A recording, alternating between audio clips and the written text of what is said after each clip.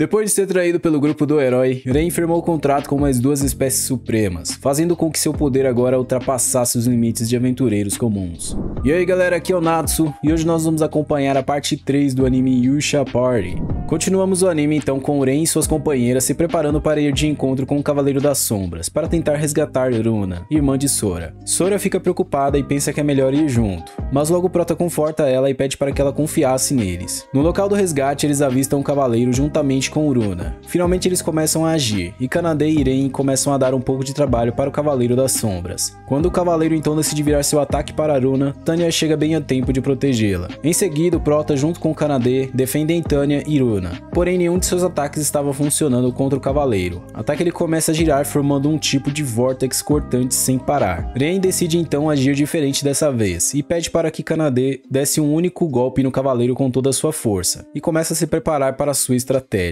Enquanto o Cavaleiro estava distraído, o Prota decide liberar o poder de Kanade, aumentando em muito suas estatísticas, e permitindo assim que ela acabasse com o Cavaleiro das Sombras com um único golpe, como Ren tinha pedido. Em seguida, ela pergunta para ele qual foi aquele feitiço, e ele explica que conseguiu aprender esse feitiço de boost em sua vila. E logo Tanya aparece dizendo que aquele feitiço era uma das magias perdidas há muito tempo atrás. Logo Runa acorda, e finalmente ela e sua irmã se reencontram, enquanto Runa começa a falar algumas coisas meio desnecessárias. Elas até podem ser gêmeas, mas ambas têm personalidades completamente diferentes uma da outra. Logo elas revelam então que não queriam mais ficar naquela floresta, e queriam sair para poder conhecer o mundo afora. Kanade então sugere para que elas o seguissem, e o Prota em seguida decide aceitar se estiver tudo bem para Runa e Sora, e elas sugerem para que ele fizesse um contrato com elas duas também, assim como ele tinha feito com Kanade e com Tanya. Ele então acaba aceitando, mas fica se perguntando como fazer para domar elas, já que não conheceu o padrão para domar as fadas. Porém, em seguida, Tanya o conforta, e ele inicia o ritual para domar as duas fadas que estavam em sua frente. No final, tudo deu certo, e ele conseguiu firmar o contrato com as duas, porém isso acabou sugando um pouco demais de sua energia, e ele acabou ficando bem cansado com isso. Entretanto, Runa e Sora aparecem para segurar o Prota antes que ele caísse, enquanto Kanade e Tanya estavam com ciúmes. Temos uma cena do falso herói agora, onde Ren iria entregar o escudo que ele tinha ido buscar para ele. O falso herói não acredita que ele tinha conseguido o escudo tão rapidamente, e pensa que aquilo era apenas uma cópia, um plágio. E uma de suas companheiras então avalia o escudo para ver se era verdadeiro de fato, e ele era. O falso herói que não serve para nada avistou Runa e Sora, e Ren o cobra de sua recompensa logo para que ele pudesse sair dali. Quando o Prota estava saindo, um dos membros pergunta se Ren não queria voltar a fazer parte do grupo deles novamente. O herói vai contra isso, mas a ignorância dos falsos heróis era tanta que o herói acaba ficando pé da vida por causa do que eles fizeram com ele. E logo percebe a escória que eles eram, e suas companheiras chegam em seguida para tirar Ren daquele lugar cheio de toxinas e ar poluído por causa da presença do falso herói e seus companheiros. Enquanto o falso herói estava lembrando com saudades a dor que ele sentiu quando o Prota deu um couro nele, ele jura que iria deletar o Prota. Em seguida, a Runa pergunta se somente o falso herói de fato poderia derrotar o Lorde Demônio, e o Prota então explica para ela o possível motivo e a lenda que vem percorrendo aquele mundo, onde diz que o herói era escolhido porque em seu sangue corria o sangue dos deuses, e sua evolução não tem limites. Ele poderia evoluir bem mais do que um aventureiro comum evoluiria. Runa responde que o nível de Ren já tinha passado e muito dos limites dos aventureiros comuns, e que ele também poderia ficar forte o suficiente para derrotar o Lorde Demônio, já que ele não tinha o limite de evolução que os aventureiros tinham. Kanade então pergunta se ele não queria lutar contra o Lorde Demônio, e ele fica se perdendo em seus pensamentos, porém aceita o desafio se for possível. Em seguida ele fica um pouco receoso de responder a pergunta de Kanade com precisão naquele momento, e decide se fortalecer ainda mais. Após isso, temos uma cena em que o Prota acorda em seu quarto dormindo no chão, enquanto as suas companheiras estavam todas confortáveis na cama, e diz precisar de um quarto maior logo. Enquanto tomavam café, Tanya sugere para que o Prota comprasse um equipamento novo para ele. Ren então decide ir atrás de alguns equipamentos novos após isso. Na cidade, Runa e Sora não desgrudavam dele, já que elas nunca tinham estado entre tantos humanos antes. Alguns seguidores de Tanya aparecem em seguida, e após isso algumas crianças também, dizendo que o Prota tinha conseguido mais algumas esposas, deixando Sora completamente desconfortável. Em seguida, Runa começa a conjurar um feitiço, e suas asas quase aparecem, mas logo o Prota impede. Finalmente eles chegam na loja do melhor ferreiro da cidade, e quando o Prota estava escolhendo uma arma para si, ele decide pegar uma adaga que estava por lá, porém ele sente que tinha algo faltando nela. Em seguida, um jovem chega querendo comprar a melhor arma dele, e o anão então entrega a melhor peça de exposição que ele tinha ali. Logo o Prota pergunta para o ferreiro se aquela era realmente a melhor arma que ele tinha, e diz que sentia algo faltando em todas as armas e armaduras daquele local. Após isso, o anão reconhece o talento do Prota, e mostra as verdadeiras espadas que ele tinha ali realmente que eram boas. E também diz que o que ele faz com os clientes é apenas um teste, já que eles simplesmente vão pela aparência das coisas e não pela alma da espada em si e suas qualidades. Logo o anão pergunta para Aren como ele conseguia reparar na diferença entre as espadas, e diz que é apenas uma qualidade por ele ser um domador de feras. O ferreiro gostou do prota, e disse que ele faria uma arma personalizada para ele, porém tinha só um pequeno problema, ele estava sem material. Na guilda de aventureiros, o prota vai pegar a missão que o anão ferreiro tinha feito para ele, e finalmente parte em sua jornada para investigar a mina do anão, pois seus minérios estavam desaparecendo repentinamente da mina. Depois disso, vemos um flashback do prota com o ferreiro, e descobrimos que seu nome era Gantz. Gantz então pergunta quanto que o prota gostaria de receber de sua missão, porém ele diz que só queria a arma do ferreiro ao invés de dinheiro, deixando o anão completamente feliz por causa disso. No caminho de sua jornada, Sora e Irona estavam bem cansadas, e eles decidem parar um pouco para poder descansar. Ali perto eles encontram um belo lago, e elas perguntam se poderiam entrar um pouco para poder brincar, e ele acaba deixando. Enquanto eles estavam brincando, alguma coisa pegou a cauda de Kanade, que acabou gritando, e o prota sai correndo logo em seguida para poder tentar salvar elas, mas na verdade era apenas um peixe que tinha mordido sua cauda, causando assim um enorme constrangimento entre eles, porém logo as coisas voltaram a ser como eram antes. Finalmente eles chegam na mina, e o prota diz que a causa possivelmente poderia ser ladrões. Logo ele percebe uma águia voando no alto, e alguns bandidos aparecem de lá, porém não demora muito para que eles fossem apagados por Tanya e Kanade. Sora e Irona então decide vasculhar as memórias deles para poder descobrir o que eles estavam fazendo dentro da mina, e aquilo confirmou a hipótese de prota, de que eles estavam tentando roubar os minérios que estavam naquela caverna. Após isso, Sora e Irona pedem para que o prota desse um cafuné nelas, já que elas foram úteis. Nada mais justo, eu diria. Então Ren decide recompensá-las por seus esforços, enquanto Tanya e Kanade estavam de escanteio. Eles se preparam para entrar na caverna, e o prota percebe que lá dentro poderia haver um domador de feras também, assim como ele. Finalmente eles entram na mina, e alguém lança uma magia contra o grupo do prota. As fadas facilmente se defendem e no segundo ataque elas capturam quem tinha lançado o feitiço anteriormente. Em seguida, Ren fica frente a frente com o domador de feras e acaba com ele com um único golpe. Porém antes de apagar, ele chama por Behemoth,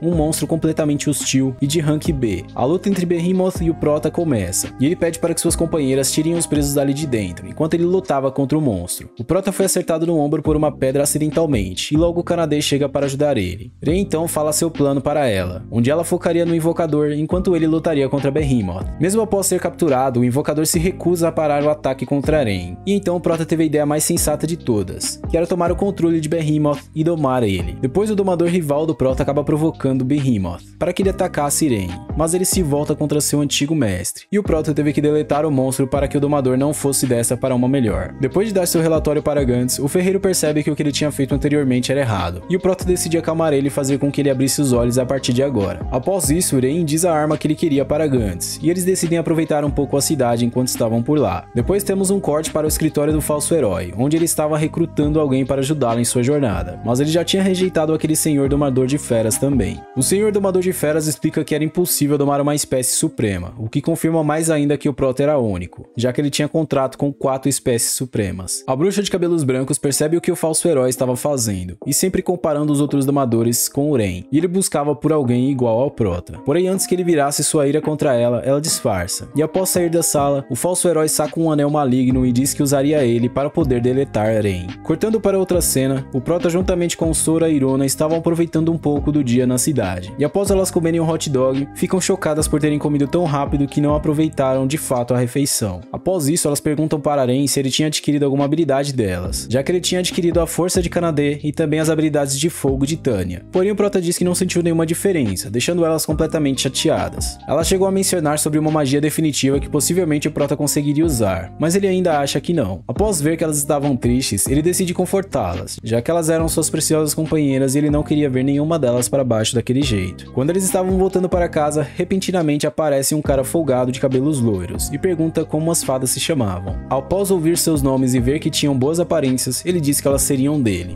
E agora é esperar que lance mais uns 3 episódios e trazer a parte 4 desse anime que eu tô gostando demais. E galera, se vocês querem ver a parte 4 também, deixe seu like, beleza? Muito obrigado por ter me assistido até aqui. Um forte abraço e tamo junto.